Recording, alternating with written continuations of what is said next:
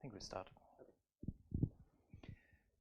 Welcome everyone to this PhD defense of Elliot Simon. I'm especially welcoming the examination committee, Hannele Holtenen, with a long-term history at VTT and now at Recognis in Bangkok. Lars Landberg with a not-so-long history at Trüse and a longer history at DNVGL. Welcome, and Rosen Wagner with also 13 years of history here on the side. I also would like to welcome the supervisors, Mike Courtney and Nikos Koutouloulis, and of course, Elliot himself. Thanks for being here. And of course, I'd like to welcome all of you to this PhD defense that we're going to witness. The title, as you can see, is Minute-Scale Wind Forecasting Using Lidar Inflow Measurements. And it's performed at the Wind Energy Institute. The way this defense is going to happen is we're going to see 45 minutes talk by Elliot. Then we're going to have an examination by the examination committee, followed by potential questions by the supervisors, and then by everyone else from the auditorium. Do we already know someone who wants to pose questions after the official questioners have done their deed? Good. And with that, the total proceedings shouldn't exceed 3 hours. I think we'll make that. And with that, I give the word to Elliot. Super. Everyone can hear me? Fantastic. Well, thank you for the introduction, and thank you guys for coming. I really appreciate everything you've done for evaluating this, and I'd like to get started. So as Gregor mentioned, title of my PhD thesis is Minute-Scale Wind Forecasting Using Lidar Inflow Measurements. And in case you don't know, this is an example of a Lidar and also wind farm. So to walk you through what I'm going to discuss, I'll first provide a framework for the project, talk about the objectives that were defined, and then introduce and show results from the 3 field experiments that were done. And then I'll give a broad outlook and conclusions. So the reality that we're in is that energy is a critical resource. Everything from food supply to healthcare, transportation, and entertainment all relies on this energy. And we're at a very exciting time right now where traditionally most forms of electricity were generated from polluting fossil fuel systems. And we're now in an exciting time, a revolutionary time, where things are moving now towards clean and affordable energy systems which are renewable. There's a lot of motivations for this. You can see some environmental and climate change reasons, marine and wildlife, public health, and also geopolitics all give good reasons for us to make this transition. But on a positive note, beyond just trying to improve on these, we can make a lot of money. So think about it in a positive manner. So wind power, this is an industry which has developed particularly in the last few decades through scaling and knowledge learned and improvements in research and development has become a very large industry. You can see some information here about Denmark, where we are here, is the world's leading country in providing electricity demand through wind power. But if you look on the European context, about 14%, and globally it's only 4%. So we really want to try to grow this. And to give you an idea how much it's been growing at what rate, you can see that we have about 540 gigawatts of installed wind power now.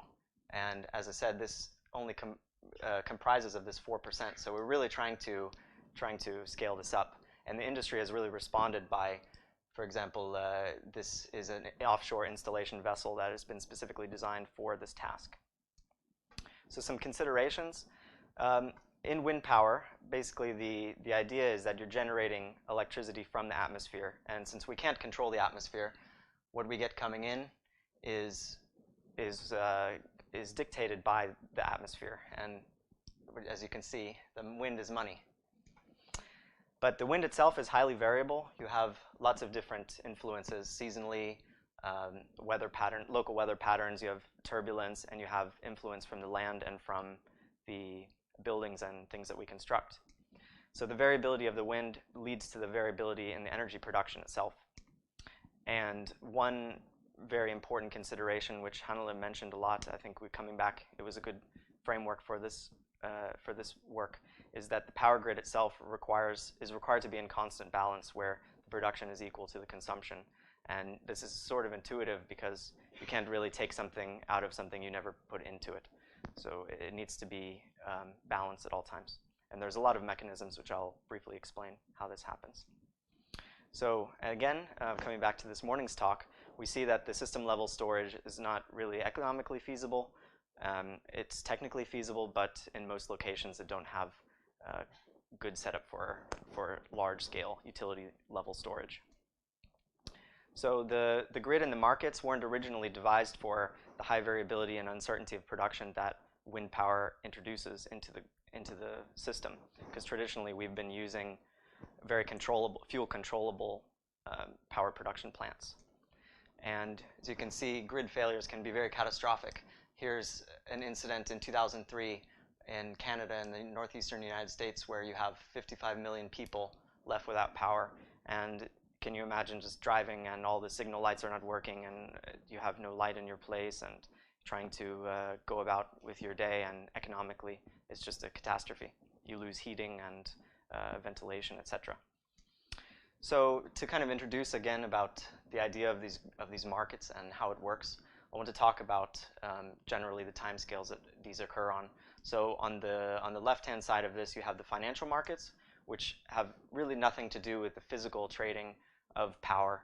It's purely commodities exchanges and derivatives and things like forward contracts, and that's can be basically any time scale, but it could be up to years or months, quarters, etc. But that's not what we're going to talk about. We're going to talk about the actual physical grid.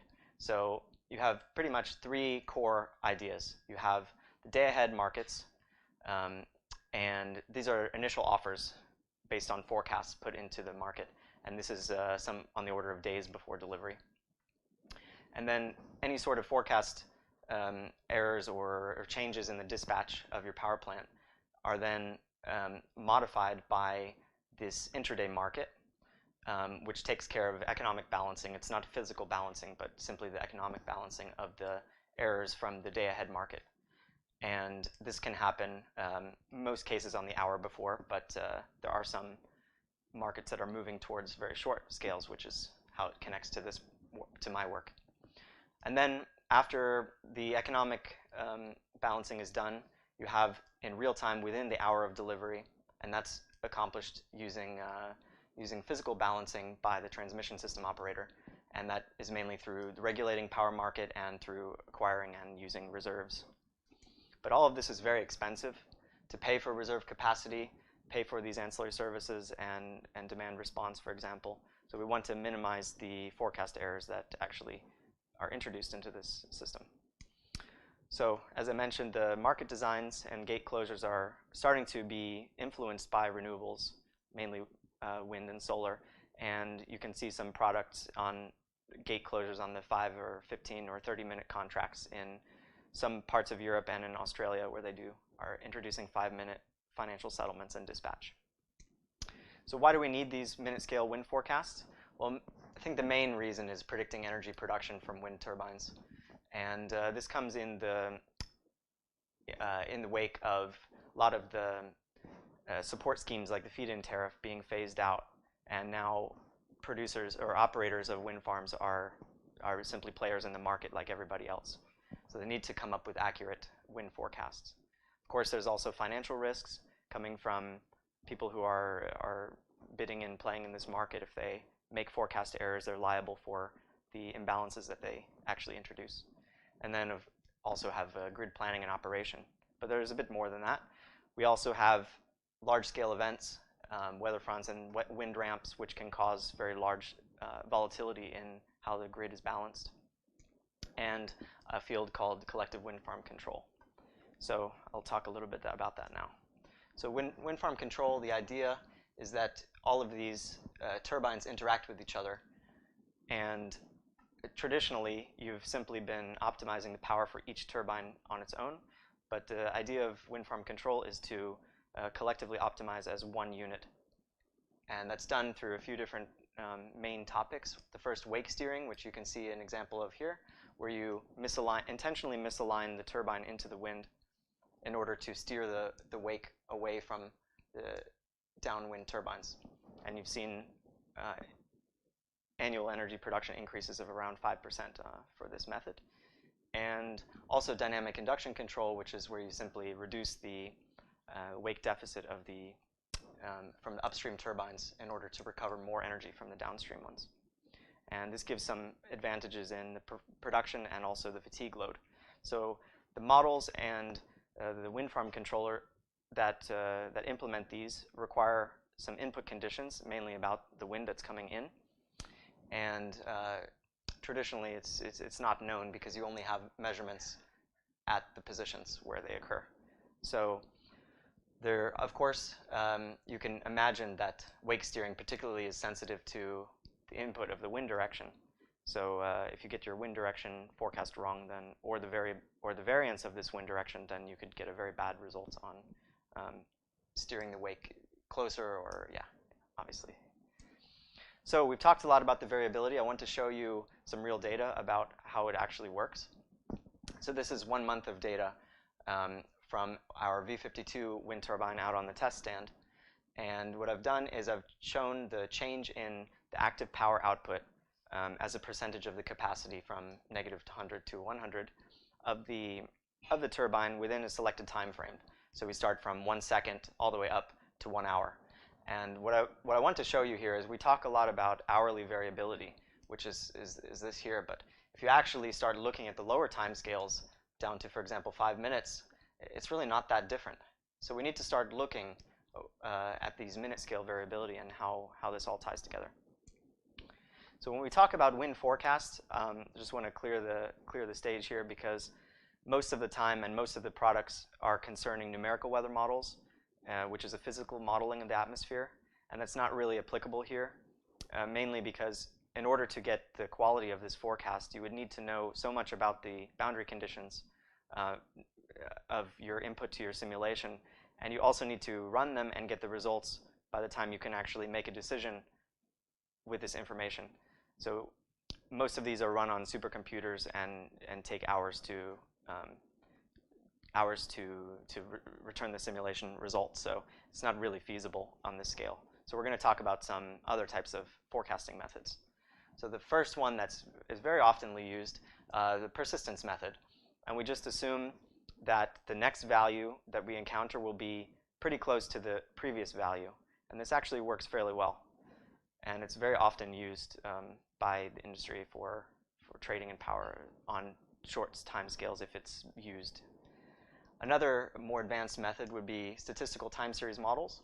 And the idea here is you want to find patterns which are embedded into the historical observations and try to extrapolate those to go forward.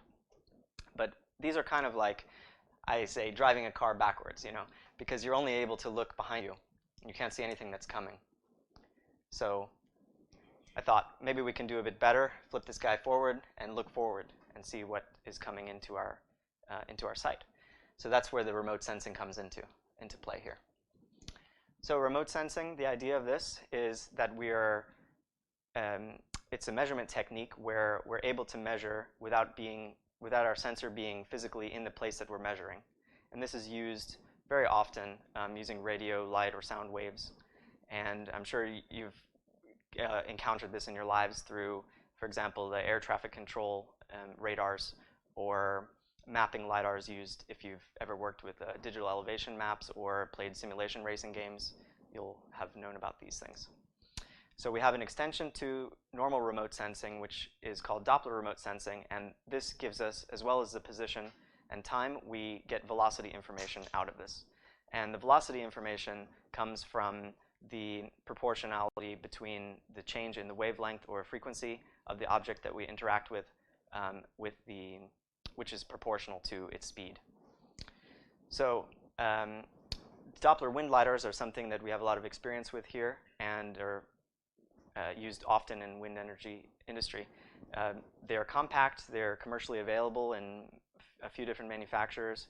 They've been well demonstrated that they work. And another large benefit is that they scatter off of atmospheric aerosols like water vapor or dust, and they don't require precipitation like a lot of radars do for getting their signal. So the addition of a scanner head on these LiDARs allow us to be very flexible in how we do our measurements because we can point the beam arbitrarily in space. One important thing I want to mention before I get too deep into this is that the measurements themselves are the radial measurements, which is the velocity component projected along the line of sight. So it's not actually the wind speed. So if you're measuring, if the wind is coming here and you're at this position, you're only measuring the projection onto this line of sight. And thank you, Nicola, for the nice figure. So here's the example of a scan head here, and you can see that you have two motion adjustments you can make, either the elevation, which gives you simply the tilt, and the azimuth, which gives you the rotation and polar coordinate here. But everything, when we design these measurements, is a trade-off because scanning takes time, so keep that in mind. You can't have everything. I want to introduce the two measurement techniques that I'm going to show in the results of the experiments. So the first one is called plan position indicator, and the idea is that you have a fixed elevation angle and you sweep your azimuth, usually with a constant speed, either all the way around or within a sector, and reset. So as you can see in this drawing. The second one is a wind profiling technique to get the wind at different heights. And this is done simply by using 4 fixed points along the north, south, west, and east axes. And basically, you can also do a direct vertical beam in order to measure the vertical fluctuations. And what this gives you is a cosine wave, which is, again, intuitive because if you're facing into the wind, you're measuring directly upwind, you will have a peak because you're measuring the full wind. And as soon as you turn 90 degrees away, you're not measuring any component of that wind. So that's what gives you this cosine wave. Now, I want to end that introduction and talk about my work here in this project. And it really started with looking at how what some applications of these forecasts could be used for, and that came through a lot of the IEA working groups, task meetings, IEA 36, and also the IEA 32. So we interface with the forecast users and the providers to talk about how they're doing it now, what they think the future will hold. Design and perform the field experiments, which gave us the data required to build and do exploratory analysis on building these type of remote sensing forecast models. And then implement and test the models using the observations that we have, which could be used in real time.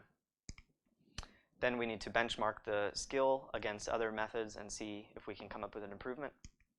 And then reflect on the benefits and drawbacks of fulfillment of the system. So to talk about the experiments, they were all performed using DTU's long-range wind scanner infrastructure. The campaign data is publicly available. You're very welcome, and I encourage anybody to play around with this data. And I also want to recognize my colleagues who have been a lot of help. I could not have done it without them. And as you can see us carrying the LiDARs and doing a lot more repairs and things. It's not a solo effort, so thank you. So to introduce the first experiment, we have this waffle experiment. And it was a short feasibility study, mainly because the system was hanging around here with nothing to do, and I wanted to test a few ideas before we actually started the full-scale experiments. So the idea was to collect data and try to investigate this assumption of advection-based flow transport. So it happened here at Lisut, and you can see our current position, and we were scanning 10 kilometers west to give inflow to the site. The beam was elevated at 3 degrees, and this was, again, this elevation angle. The idea was to clear the vegetation since it was deployed on the ground, and also to give us a reference value for against the met mast. So here's a depiction of what of the core idea here. So we measure along this beam. It's a pulsed lidar, so we have measurements at a lot of points along the line at once. And I take 2 points, one at 1.8 kilometers away and one at 1.2 kilometers. And since they're have this elevation angle, they're not at the same height. That's an important thing to think about here. And then what I did was use the time of flight principle to say at the wind speed that, at an average wind speed, the signal or the structures or the wind at this point should advect down to this point at about 70 seconds. So this is the forecast model. So I've reconstructed the PPI scans into horizontal wind measurements along one line. And then I've needed to normalize the heights since they're not actually at the same height, and we have a wind profile that is not linear. So this was done using the wind profile power law in order to not require any inputs beyond the fact that this is the wind speed and this is the height. It doesn't need to know roughness or any turbulence statistics.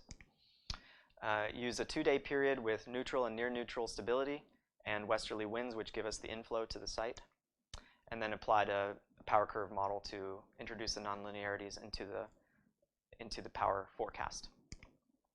So the method that I've introduced is, as I mentioned, the scan shift method, or I haven't mentioned it.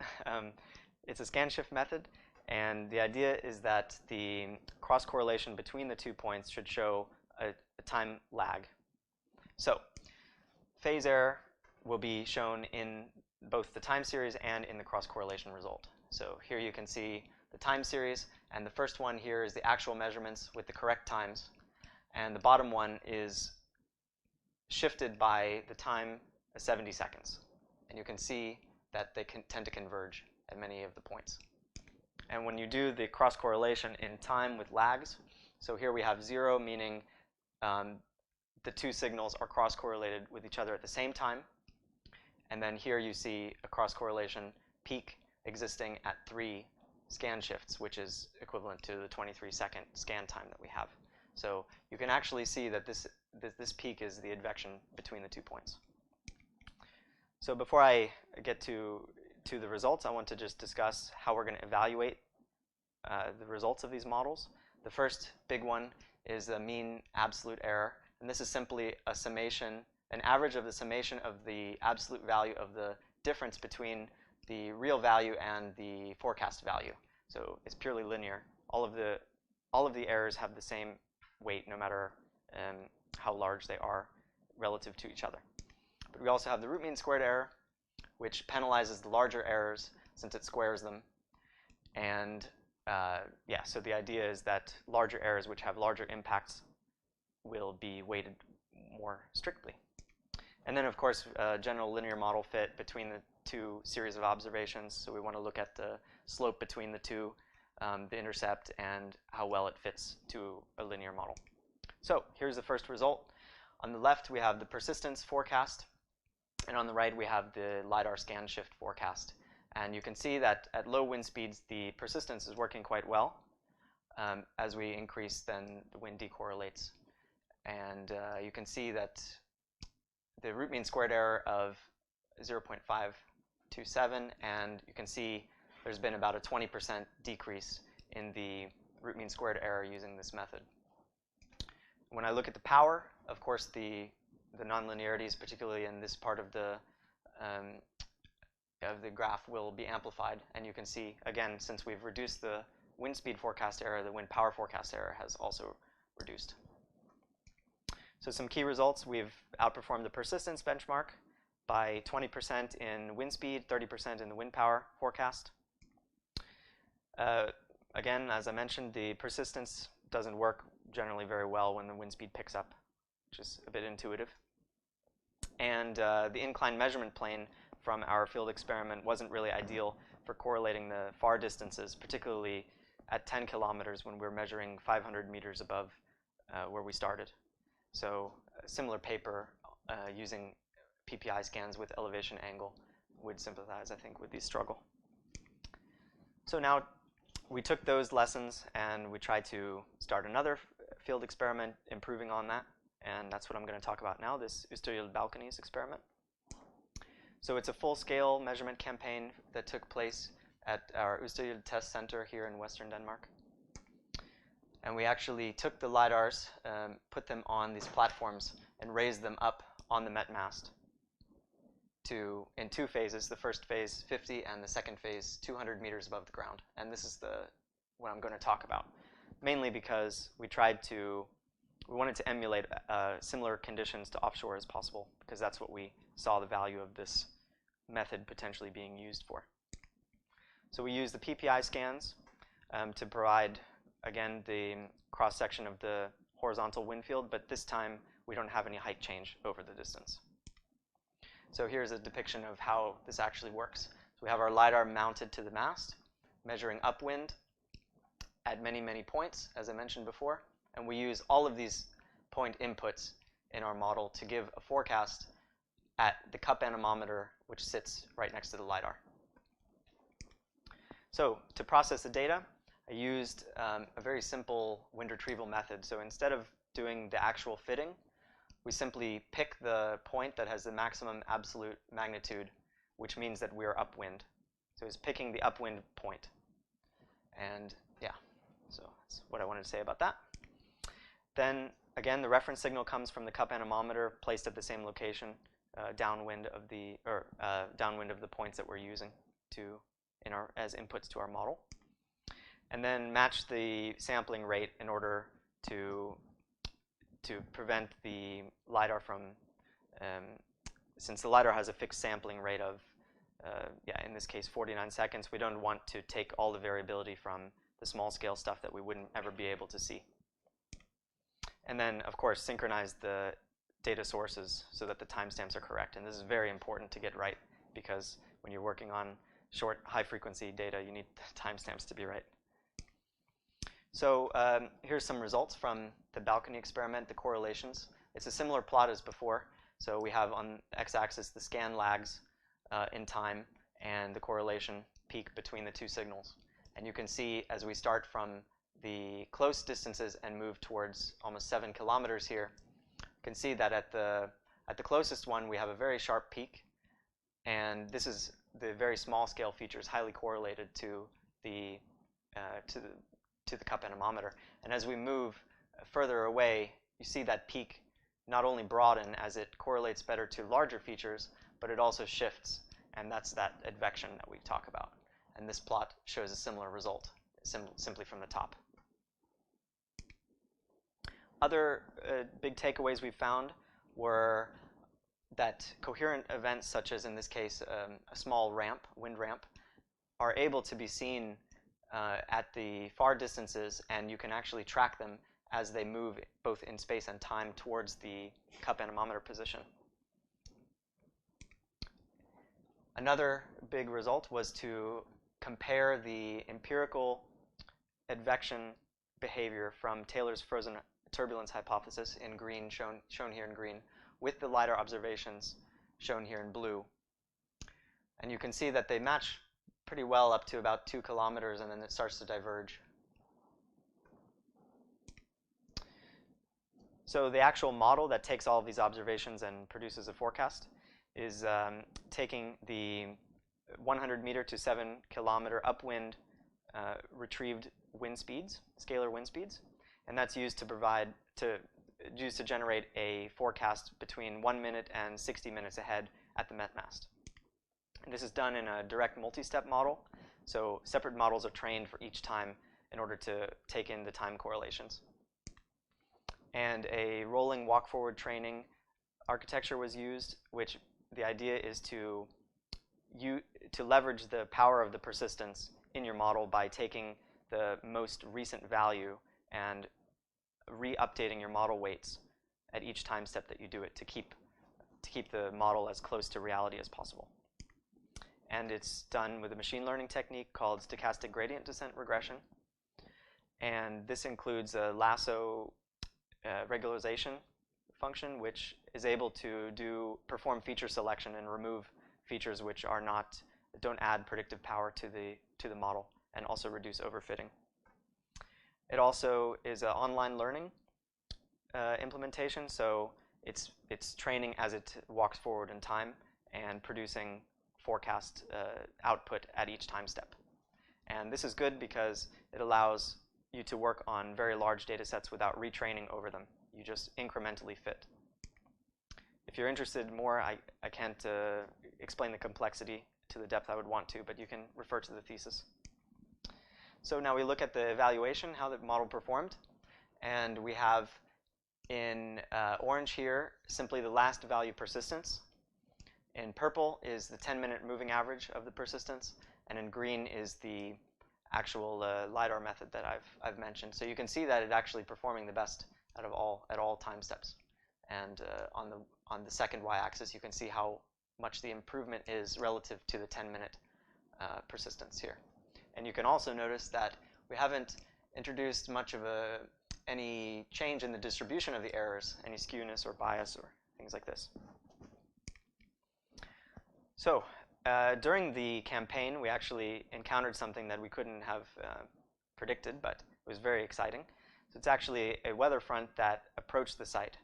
And it was a cold front interacting with a warm front, which you can see in the wind direction. So red means that you have directions from the southeast, and blue means you have directions from the northwest.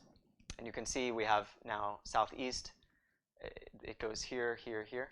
So you can see that you can detect this boundary between the two weather fronts, and which eventually eclipse the existing regime at the site. And you can see it very clearly here in the wind direction plot here. What I've done is I've taken 4 numerical weather model runs at the site, and I have plotted the metmast observations. And you can see here you have a change in wind direction from 100 degrees to 300 degrees almost immediately when this event hits the metmast. And this is something that wasn't forecasted. It wasn't included at all in the numerical forecast model. So this is something that we've demonstrated that the Lidar can actually add value with. So some key results. We've corrected the concerns about this inclined measurement plane using the horizontal scans. Demonstrated that the space-time correlations have a strong peak up to around 2 to 3 kilometers upstream of the position. We've shown how the empirical wind field advection would correlate to real observations. And we've also demonstrated a large reduction in the root mean squared error of, depending on the lead time, from 21% down to 6%. And we have also seen that some coherent structures can be detected and tracked. Their propagation can be tracked as they advect downwind. But the atmosphere isn't just like a one-dimensional conveyor belt bringing information in. There's also lots of spatially distributed information. And by doing this reconstruction or retrieval methods, we lose all of that.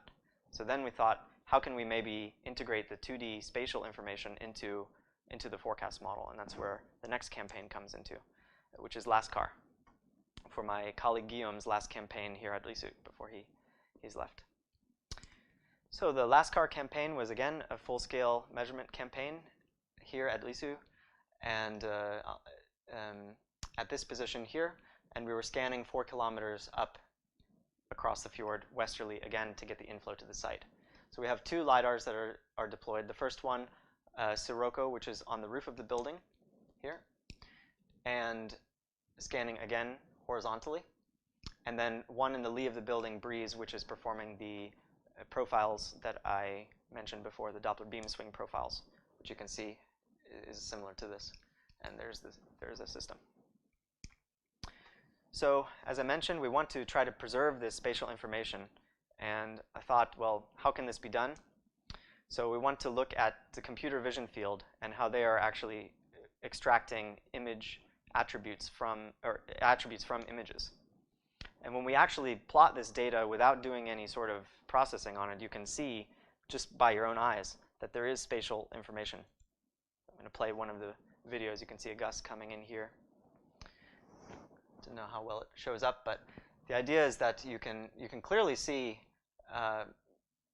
coherent structures moving downwind and interacting. These are some trees here, which we've used in another project. So how can we actually apply this?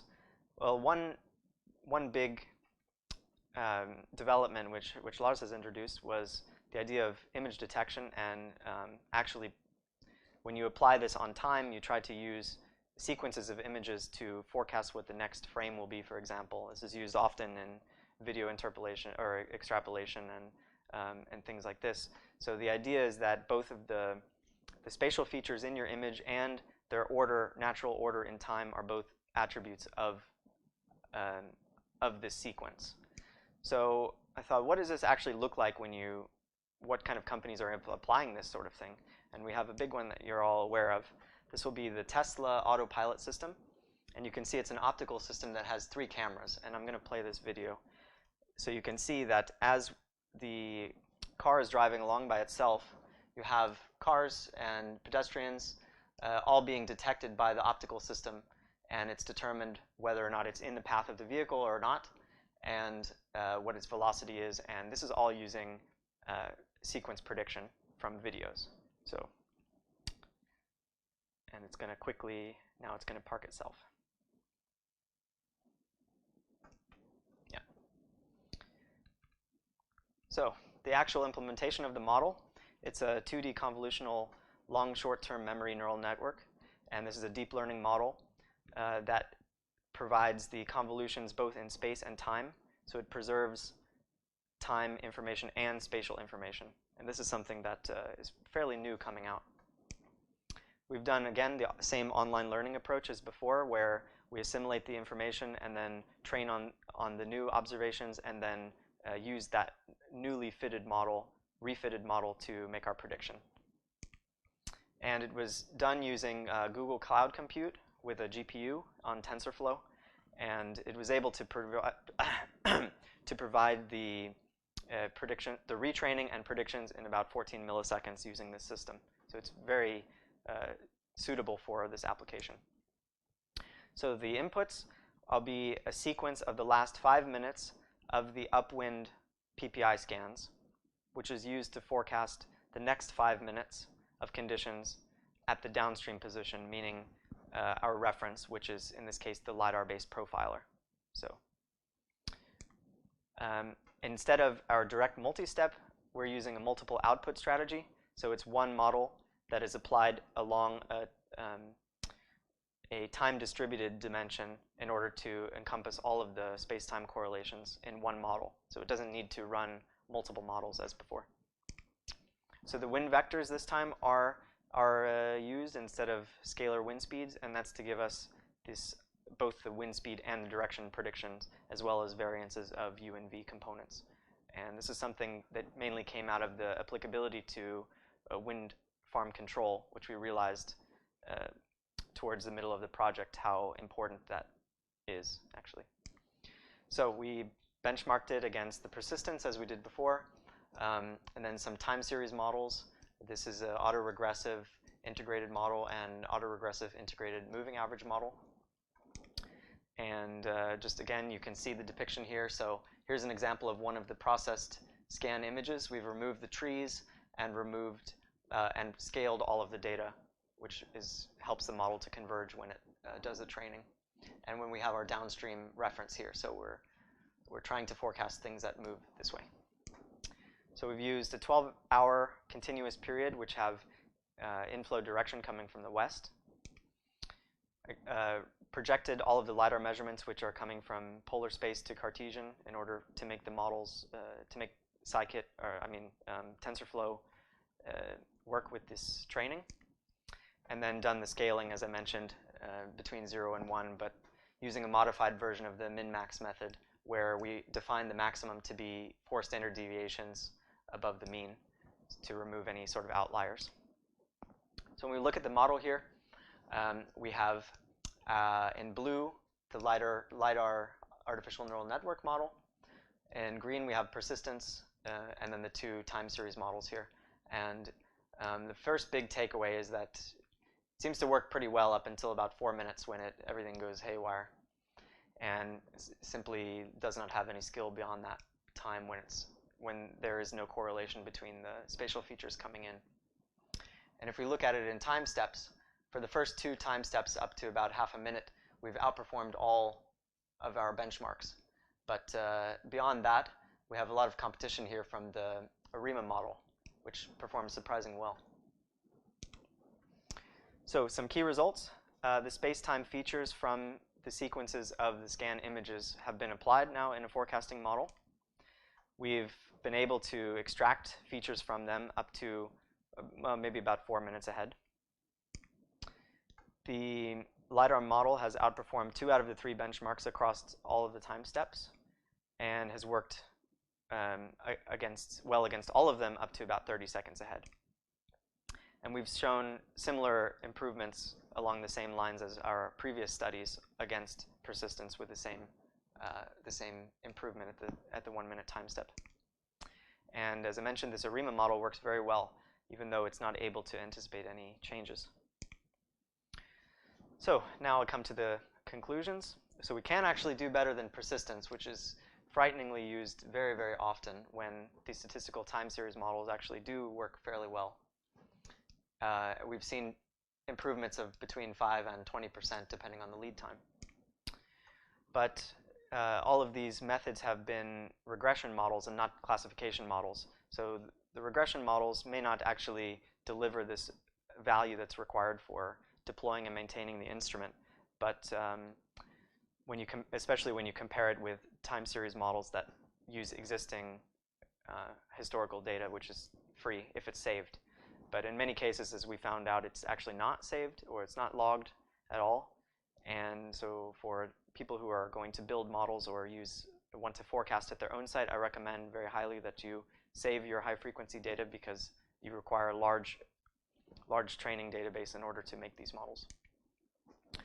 And the real value of the Lidar forecasting system, in my opinion, is that you can use it to detect changes from the numerical and the statistical weather models that are simply could not be anticipated by them.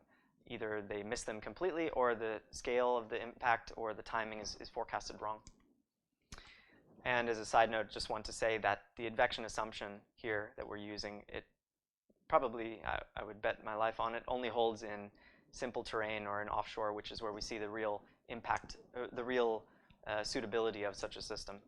And I wasn't able to see it, but I heard from my colleagues that at the West Conference there was a presentation about similar models used in complex terrain, which didn't work so well. So thank you all for joining me here, and yeah, I appreciate your attention.